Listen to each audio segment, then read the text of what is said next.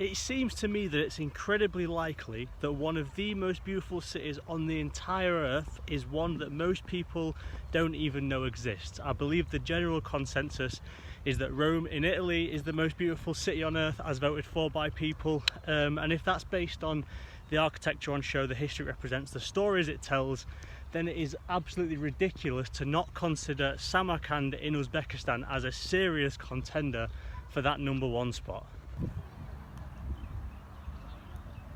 Partly because it doesn't get the foot traffic that Rome or other Western destinations get, and partly because it sits in a country whose name ends in Stan. It never really gets a look in Samarkand, it never really gets the exposure from the West that it deserves, but today we're going to explore just a few of the exquisite examples why this place is so worthy of at least consideration, that it might just be the most stunning man-made place on the entire planet.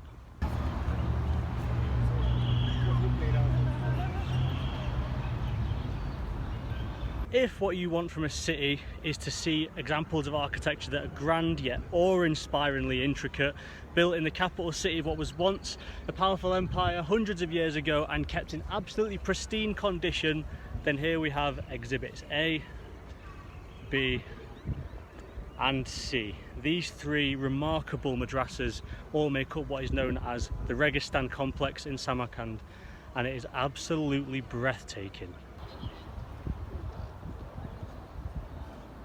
This one, the Ulugbeg Madrasa, would have been the first of the three to be built about 700 years ago, early 14th century, right after Genghis Khan had finished doing his Genghis Khan-ing of the area, and this would have been one of the greatest Islamic universities in the world.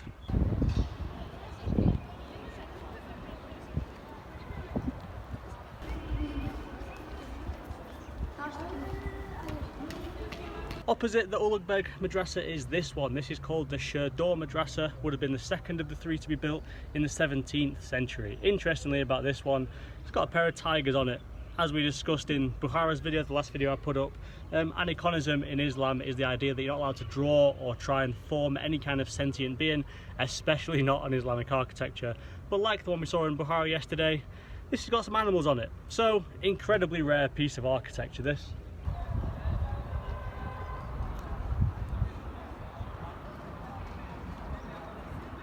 The third and final of the madrasa to be built would have been this one, the Tilya Kori Madrasa, just 10 years after the Shahi one, and completed what we now know as Registan.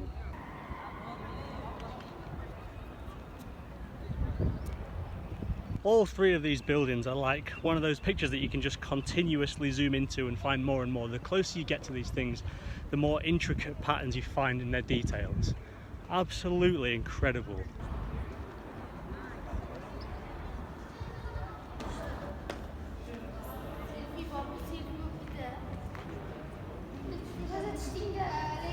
Anyway, let's go inside and have a look at them, shall we?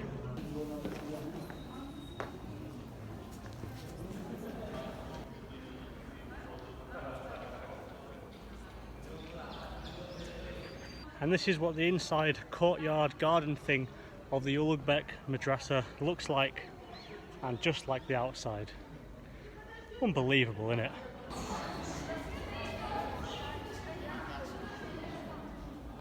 I'm now on the second floor of the Ulugbeg Madrasa, so if you were a student of this university, this is what you would have opened your dormitory doors to.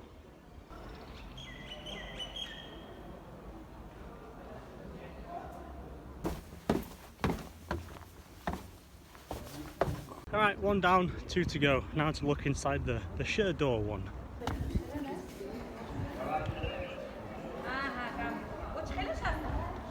Fairly similar looking one, to be honest, just minus the trees in the middle, and we've got these two wonderful onion dome things to look at.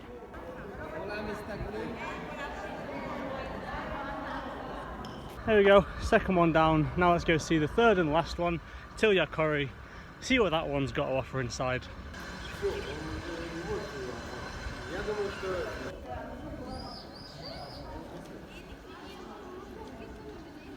Just look at all the patterns and the colours and the craftsmanship. It's just brilliant, isn't it? Oh, and they've all got really tiny, adorable little doors.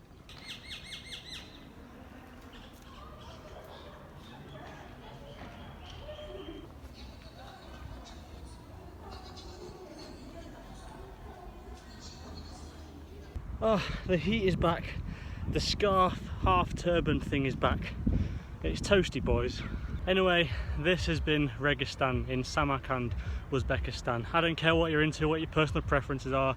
There is absolutely no way that anybody in this world can deny that that is one of the greatest historical and architectural sites on earth. Pristine, awe-inspiring, gobsmacking, just unbelievable, isn't it?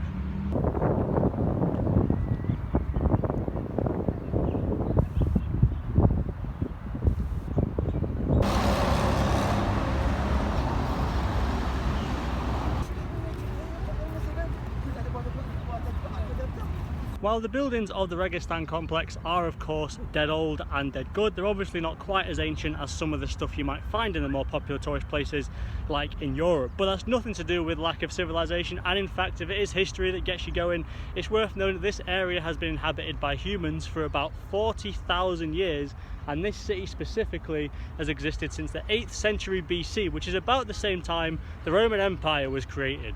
By the way, no, I'm not trying to build some rivalry between Samarkand and Rome specifically. It's just that kind of timescale gives you some perspective about how much time that actually is, how long this has been around for, and the amount of things that could and have happened since then. So Samarkand in Uzbekistan, as with a lot of places in Central Asia, is extremely well placed on the map. It's the crossroads to get from Asia towards Turkey and Europe and all those kind of places. So it's dead important, and a lot of people took an interest. Alexander the Great was one of the first to turn up in 329 BC. He conquered Samarkand, he kept it for a while. After that it bounced between Turkish and Iranian leaders all the way up until the 13th century, 1220, when Genghis Khan came along and Genghis Khan the whole region. But even though it was ruled by loads of different people, it was flattened, it was burnt to the ground a few times, all was not lost, because in the 14th century it fell into the hands of the Timurids and they rebuilt the city into pretty much what we see today.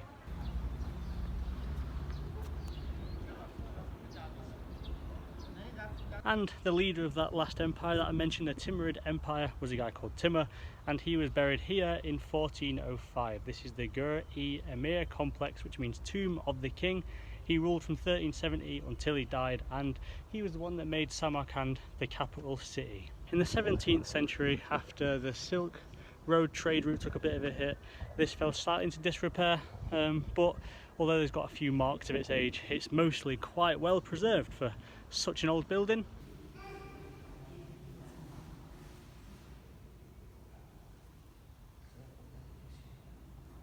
Inside this place is stunning.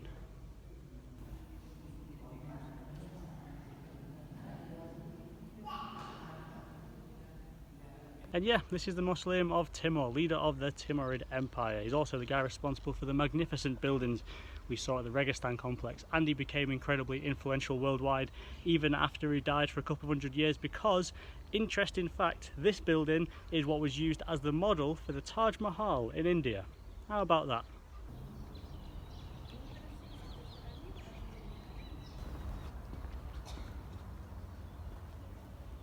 So yeah, maybe from here you can see the similarities between this and the Taj Mahal. I'm not lying to you, I swear down. It really was used as the model for it. This is kind of what I mean though when I say it doesn't get the exposure it deserves. I bet you know the Taj Mahal, don't you? I bet you didn't know this is where it copied its own work from. Now then. The Timurid Empire was massive, by the way. I'll keep it quick, but just for some perspective, it pretty much encompassed everything from Turkey to India at its peak. So all the modern day countries like Turkey, Georgia, Armenia, Azerbaijan, bits of Iraq and Syria, all of Iran, Afghanistan, Pakistan, Turkmenistan, Tajikistan, Uzbekistan, Kyrgyzstan, a little bit of Kazakhstan, and a bit of India itself were all part of it. So it was a big deal, it was a big empire, and yeah, this is the centre of it.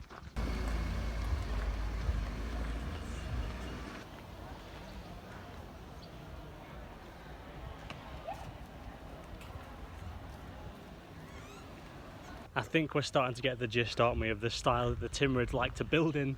This is Bibi Khanim Mosque, one of the biggest mosques in the world at the time. Here we have some people for scale,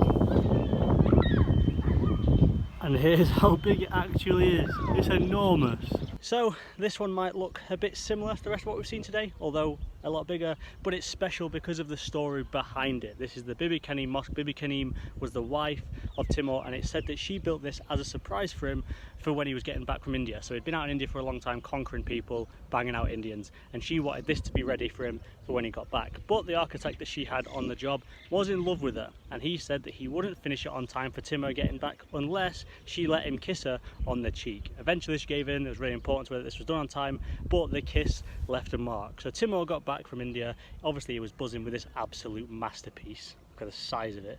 But he did see the mark, and so from that point on he declared that all women have to wear veils to conceal their faces so as not to tempt other men. So it's quite an important one, that.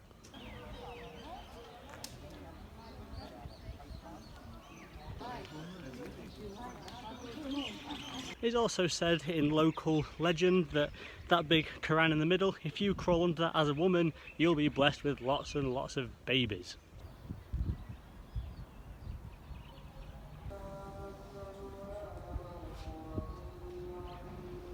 I'm currently walking through the cemetery of Samarkand, and everyone's got a picture of themselves on their tombstones. It's a pretty nice touch, isn't it?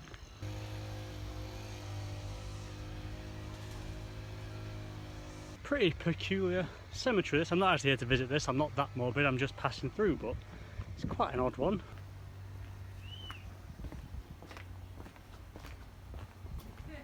So while we're heading to our final stop of the day, I'm trying to bring up a few other things about this city. Firstly, it's incredibly clean. I've seen barely any litter whatsoever. It's incredibly cheap. There are entry fees to pay at some of these sites, but they average about 20,000 Uzbeki som, which is a bit less than £2, so it's definitely a lot cheaper than places that you'd pay to get in Europe. And something that's always going to come across as a bonus to me is it's still very, very untouched by conventional tourism. You get a lot of local people, localish people from Central Asia coming to have a look by the looks of it, but it's really not as overcrowded and unbearable to be in as anywhere you'd be in the Western world. Of course, I'm not saying let's just write off Europe, shall we? Let's just get rid of it, stop going there, come to here instead. That's not my point. As we know, Europe is brilliant. There's loads of different things you can be doing. It's an excellent place to live.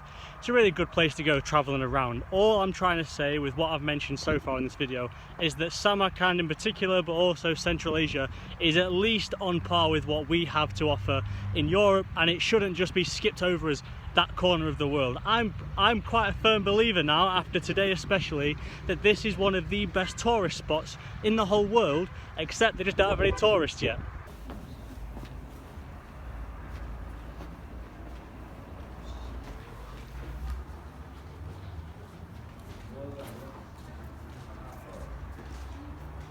If you thought we'd already seen the most beautiful and important buildings in Samarkand, then I'm afraid you were wrong. This is Shahi Zinda. It's a whole avenue of mausoleums. This is staggering.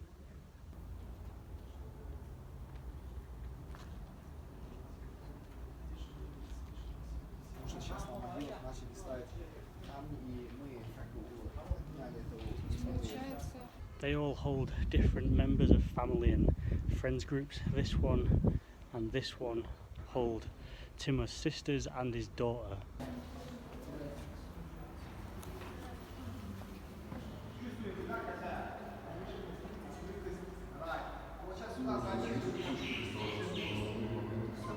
It's really difficult to provide any kind of scale because they're so close together. Look, it's just a big street full of them.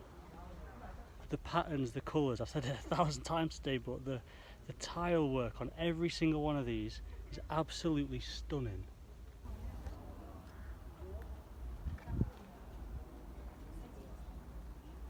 It's essentially a massive graveyard, except rather than tombstones they've got mausoleums, and absolutely gorgeous mausoleums at that.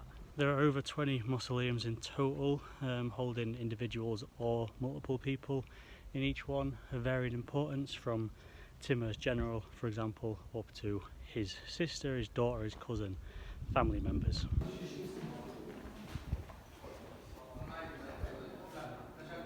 There's just so many of them, surrounded by mausoleums. I've never seen anything like this in my life.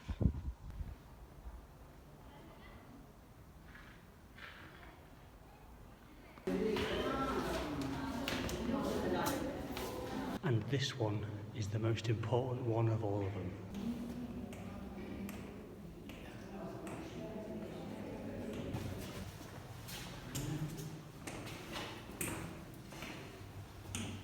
That one was the body of Qusam ibn Abbas, the cousin and very close associate of the Prophet Muhammad. He was the one that brought Islam to this area sometime in the 7th century, right after Islam was formed, and his body is right over there. This is the original site of Qasem, Prophet Muhammad's cousin's body, and the rest of this was built around it afterwards, sometime between the 11th and 19th century, so about 800 years worth of building.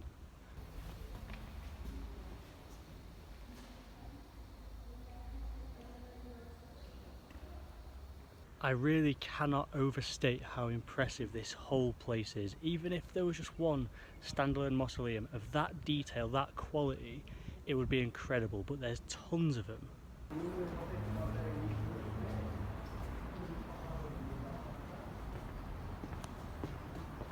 Sensational, absolutely sensational.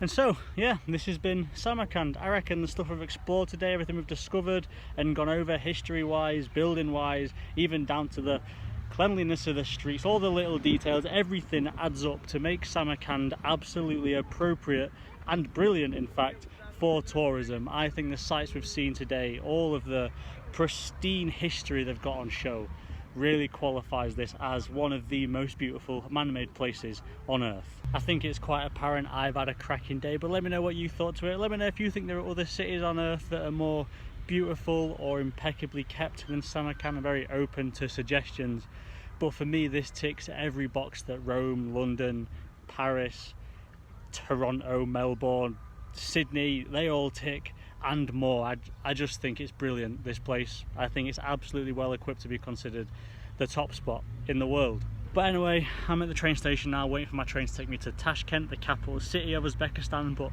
what a couple of days we've had. Bukhara and Samarkand back to back, exceptional stops on this trip. In Uzbekistan, just stunning, absolutely stunning. As always, I hope you enjoyed the mooch around as well, and that you learned something new today. I'll catch you in Tashkent. Cheers boys, in a bit.